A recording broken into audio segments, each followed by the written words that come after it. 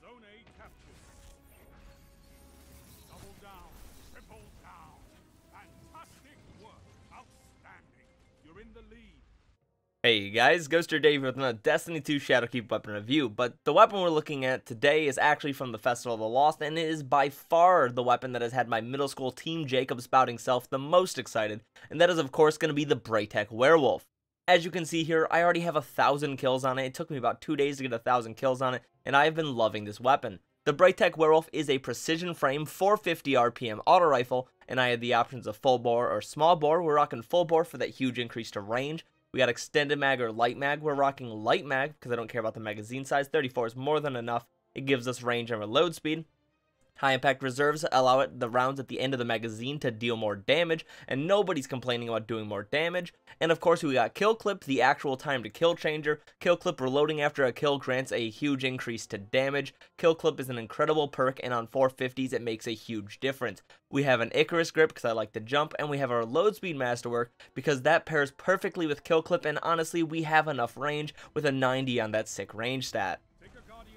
So I'm sure not everyone knows how to get this weapon yet. The event is still relatively new, so to obtain random rolled versions of the Braytech Werewolf, you first need to pick up the curated variant from Evil Levante. You need to complete the Master of Disguise Triumph for obtaining all of this year's masks, which will be about 150 Chocolate Strange coins. Then the weapon itself will cost 1,000 candy. So for coins, I recommend running the Haunted Forest with Eva's bounties over and over and over. Eventually you'll get the 150 strange coins you need, and for candy, I highly recommend wearing one of the festival masks while doing an Altar of Sorrow, as a run rewarded me anywhere from 300 to 600 candy at a time. After acquiring the curated variant, each random rolled Braytech Werewolf will cost you an additional 250 candy, so yeah, the grind is real, but honestly, I kind of loved it. So before we talk about rolls, let's focus on the Archetype, as I'm sure most people haven't touched one since year 1. Precision frame 450s are an archetype I've praised in the past for feeling incredibly consistent and having a forgiving optimal time to kill of 0.93 seconds with 6 crits and 2 body shots, but that seems to be no longer the case, as Coolguy here on YouTube has found a potential bug with the werewolf. I highly recommend you go watch his video and hear what he has to say, but we're going to sum it up here on my channel. While the damage you're doing displays as 26 crit and 18 body, this is because the numbers are rounding up from a decimal of anywhere between 0.1 or 0.3, so our actual headshot damage is 25, and our body shot damage is 17, which means your optimal time to kill is the same, 0.93 seconds, but it's now 7 crit and 1 body, which is fair in my opinion, as I feel landing constant headshots with 450s may be the easiest of any auto, but I also have the most experience with them than any other archetype. But I feel it does make the weapon a lot less forgiving, and more simply a fair time to kill for what it is. This is important as the role I'm going to talk about definitely affects this. So by default, the Braytech Werewolf has the best stats of any 450 for me, having the highest range and not lacking in any of its other stats by default, most notably a recoil direction of 74, which is close to that interval of 5, making it more vertical, and a good aim assist stat for controller players. Along with the Werewolf has the best sight of any 450, as it doesn't have a lot of sway while strafing, it isn't obstructive to your view, and it highlights targets, which I am a huge sucker for, as it allows you to see through darker maps or visual clutter.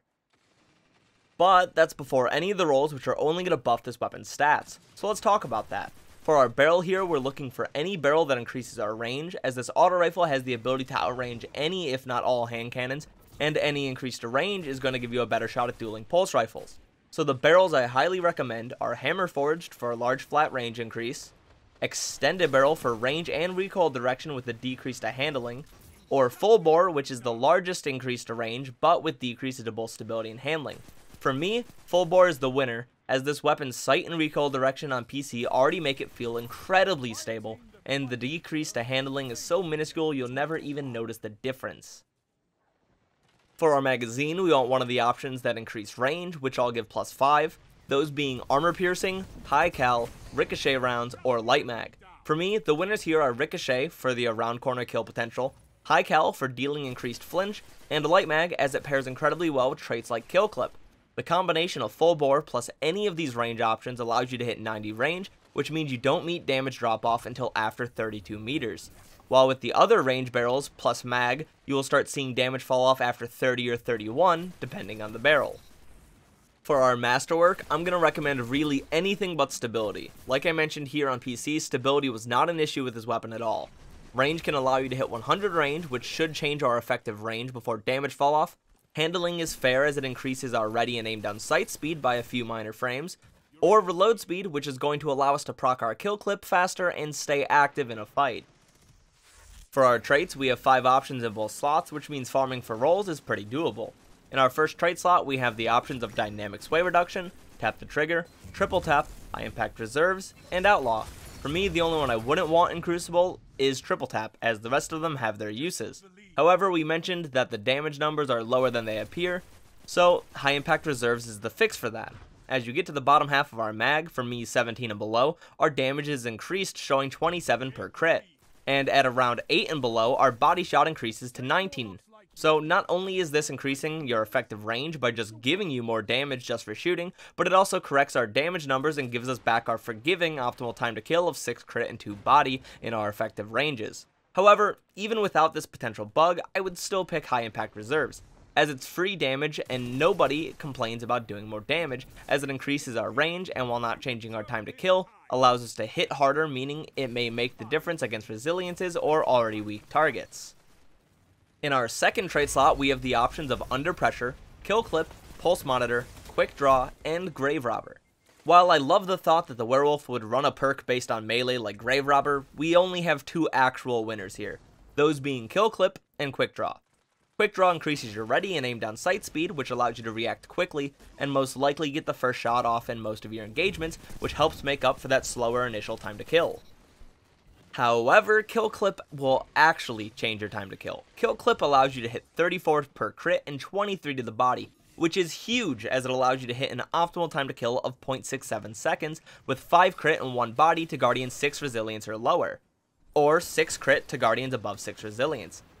Obviously, Outlaw gives you a max reload speed, which pairs incredibly well with Kill Clip. For that role, you would want to try and hit that max 100 range, but I definitely prefer high impact reserves and Kill Clip, as not only does it fix our incorrect damage numbers, but it stacks with Kill Clip, allowing you to hit 36 crit and 24 to the body, which makes the time to kill even more forgiving, allowing you to kill Guardians 6 resilience and below with 4 crit 2 body, or at the very least allowing you to hit your 7 crit 1 body time to kill of 0.67 seconds upwards 36 meters, which is absolutely wild for an auto rifle. The Werewolf is my favorite auto rifle in Destiny 2 right now, and that takes a lot because the Ether Doctor and Horror Story were pretty close to my heart. But this weapon and its unique role of high impact reserves and kill clip really caught me off guard. I was hoping that this weapon would just get Demolitionist and I'd be sold on it, but this is much better than I ever expected it to be. For an auto rifle on the scale of 1 to 10 for me, the Braytech Werewolf is a 9. The only thing holding it back is being a 450, which no matter how much I personally enjoy them, they are technically the worst auto rifles. I cannot recommend getting this roll enough, as even though they are technically the worst, with kill clip, with high impact reserves, this thing is an absolute monster. Seriously, get a god roll on it, try it out. It's not for everyone, but if it's for you, it's damn good. The Braytech Werewolf is one of the most fun weapons I've ever used in the Crucible, and as you can see by the footage, it gave me one of the greatest games in the Crucible I've ever played. Being able to play aggressive with an auto rifle and actually be able to compete against other weapons by either outranging them or with kill clip having a better time to kill than them is incredibly satisfying. If you haven't got one, go to Eva, do everything she asks of you, you listen to her and you get yourself a Braytech Werewolf, as I think it is highly worth it. So that's going to be it for my thoughts on the Braytech Werewolf. As you can tell, I really enjoyed this weapon. I want to know your thoughts as well, so feel free to leave a comment down below. But if you liked this video, if you found this video helpful, or you just enjoyed the gameplay, feel free to like, comment, subscribe, share the video with your friends, do whatever you want. If you want to see more content like this, I do tons of different weapon reviews here on my YouTube channel. Or if you want to see me play Destiny 2 and get a lot of this footage live, check me out on Twitch TV/GhostHereDave. Link in the bio, along with my other social medias also linked in the bio. If you want to follow me for updates on what I'm doing, when I'm going live, any of that, that's all there. So thank you so much for watching, and as always, have yourself a great day. Allies can't do this alone.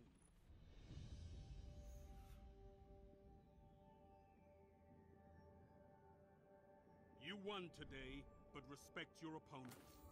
Defeat comes for us all.